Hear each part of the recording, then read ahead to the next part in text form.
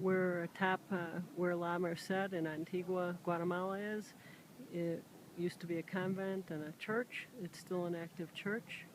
And the mountain we just zoomed on was Agua. And we're panning over to El Fuerte, which is currently showing a volcanic plume coming out. Look at the plume dust. Look at that. And then right next to it is the Three Sisters for Acatenanga. There's the plume coming out. It's just amazing.